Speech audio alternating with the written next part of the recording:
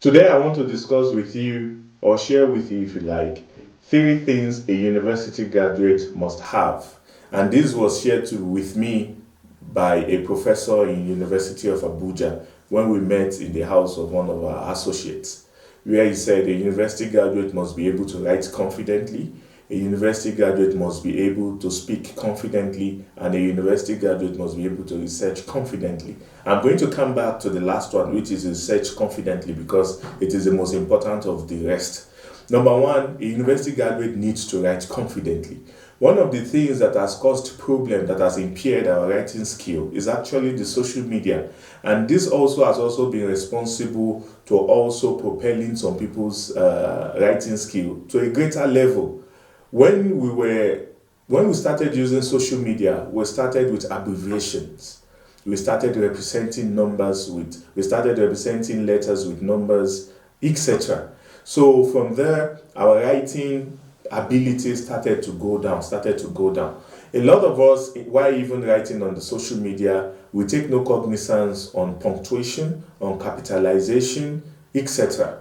And for you to be able to write effectively, you need to understand rules of grammar. And this is also something we take no heed at. So one of the best ways for us to inculcate the writing ability as a university graduate, I've seen university graduates that are unable to write their own application letter. But if you check the number of words, the words they've written on social media, probably some of them have even written words up to a million, up to 2 million, but still they cannot write a letter that is supposed to be characterized by probably 3 to 4 paragraphs. Why? It is because they are not used to writing. Some days ago, or probably I think 2 Saturdays ago, I was opportune to be in a school, and I went to teach them how to write an informal letter and pass SSC, their WAEC or NECO or NAPTEP, which or any of these exams. And I shared with them that one of the best ways to write, in one of the best types of essay you can write and get good marks, is to write informal letter or argumentative essay. I learned this from Dr. Ibrahim Duba. And why you are writing that, why I'm asking you to write either an informal letter or argumentative essay, is because mistakes are allowed to some extent. But when you're writing a formal letter, it is formal, so they do not allow you to write. They do not allow any form of mistakes. If you can also take courses even online on Udemy, on Allison, on FutureLearn, on Coursera. You can take a lot of courses just to improve your writing, because as a university graduate, you will be tasked with the assignment, with the responsibility to write in a lot of places, and people will feel disappointed if you are unable to write. I know of an interview at a time where some people applied to teach in a school, and their application letter were torn right in their faces when they came to the school for their interview. And the only interview they gave to them was, write your application letter. And a lot of them could not write. And these are university graduates.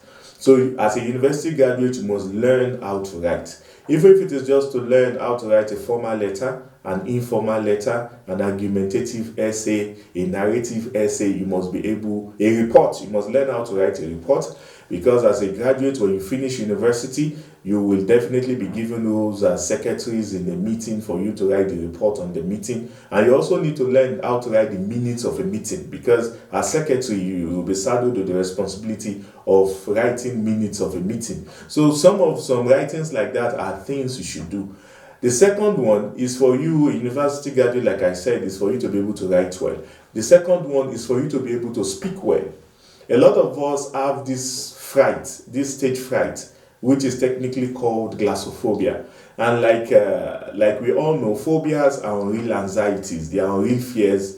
And one of the most dreaded, not even one of the most dreaded phobia in the entire world is glossophobia, the fear of public speaking. And it is one of the greatest skills you can acquire in the 21st century, the skill of public speaking. So I'm still going to share in some of the episodes, I'm going to be sharing with you how to combat stage fright, or if you like, how to combat glossophobia. You must be able to speak and communicate effectively using your body language, using your eye contact, using your posture, using your standing, using the right words to communicate the right things you intend to communicate, using the right tone of voice, using the right body movement and body gestures. These are very important things that a university graduate must do, because you will be asked to present. And as a leader, you need public speaking skill for you to be able to inspire your followers to act in a certain direction, and while you are looking at the end goal in mind. If you are unable to bring the vision to life by speaking very well to your associates, to your followers, it will be a big problem for them to help you achieve what you intend to achieve. And the last but not least of the skills that you need to acquire as a university graduate is the research skill. If you learn how to research, it gives you an avenue to acquire any form of knowledge. And before you can even say you are researching, you also need to be obsessed with learning. And one of the best ways to learn is for you to watch video, and the best of them is for you to learn how to write. And that was why one of the people who have contributed, who was regarded by Michael Hart in his book The 100 as one of the most influential people in the world history, was one of them, Colun, who invented paper, and the other one, Johann Gutenberg, who invented printing press. He is regarded as one of the most influential people in world history because he has come with an avenue to help us keep knowledge from decades, from centuries, even from millennium. Somebody like it was said that one of the first books that was printed was the Bible by Johann Gutenberg, and ever since that time, you do not need to actually copy. You can just duplicate documents, and we have millions, billions of books that we can consult on. One of the best ways to research in this digital age, because it is estimated that more than 6 billion of the world population, which totals now to more than 8 billion, they are on the internet. More than 6 billion of them are on the internet. So we must be able to use the internet to access knowledge.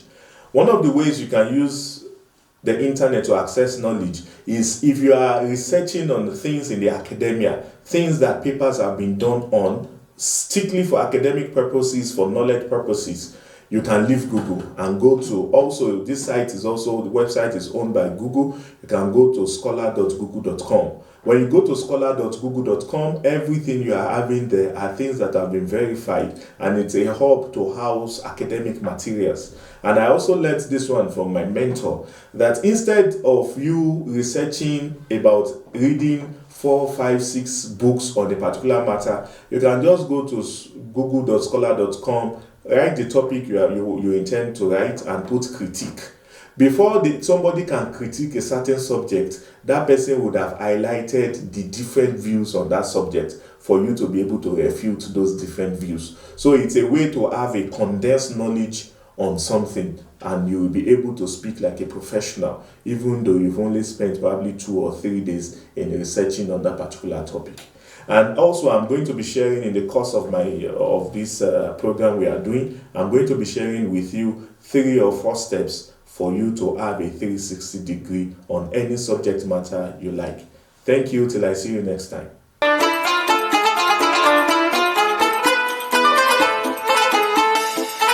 Ramadan Mubarak.